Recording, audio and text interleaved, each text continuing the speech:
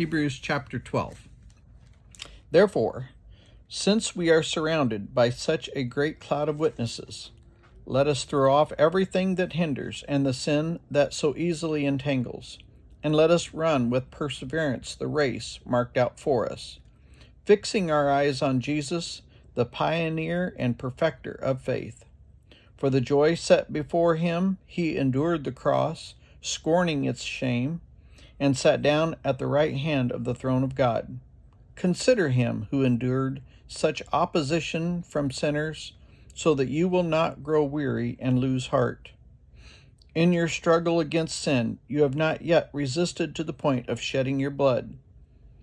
And have you completely forgotten this word of encouragement that addresses you as a father addresses his son?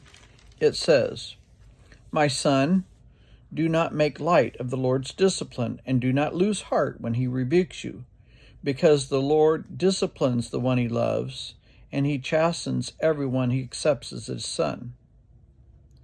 Endure hardship as a discipline. God is treating you as his children, for what children are not disciplined by their father? If you are not disciplined, and everyone undergoes discipline, then you are not legitimate, not true sons and daughters at all. Moreover, we have all had human fathers who disciplined us, and we respected them for it. How much more should we submit to the Father of spirits and live? They disciplined us for a little while they thought best, but God disciplines us for our good in order that we may share in his holiness. No discipline seems pleasant at the time, but painful. Later on, however, it produces a harvest of righteousness and peace for those who have been trained by it. Therefore, strengthen your feeble arms and weak knees. Make level paths for your feet, so that the lame may not be disabled, but rather be healed. Make every effort to live in peace with everyone and to be holy. Without holiness no one shall see the Lord.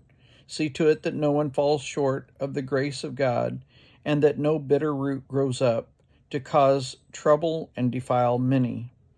See that no one is sexually immoral, or is godless like Esau, who for a single meal sold his inheritance rights as the oldest son. Afterward, as you know, when he wanted to inherit this blessing, he was rejected.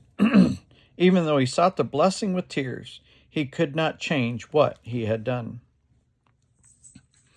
You have not come to a mountain that can be touched, and that is burning with fire, to darkness, gloom, storm, to a trumpet blast, or to such a voice speaking words that those who heard it begged that no further word be spoken to them, because they could not bear what was commanded.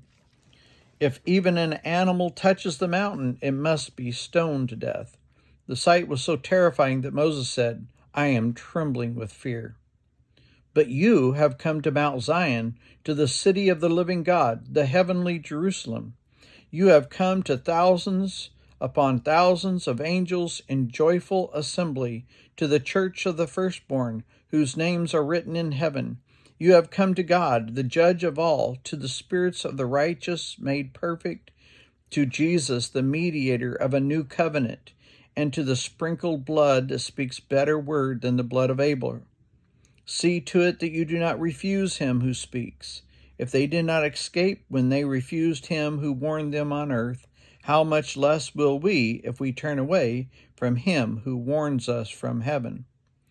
And that time his voice shook the earth, but now he has promised, "Once more I will shake not only the earth, but also the heavens." The words "once more" indicate the removing of what can be shaken, that is, created things, so that what cannot be shaken may remain. Therefore, since we are receiving a kingdom that cannot be shaken, let us be thankful and so worship God acceptably with reverence and awe, for our God is a consuming fire.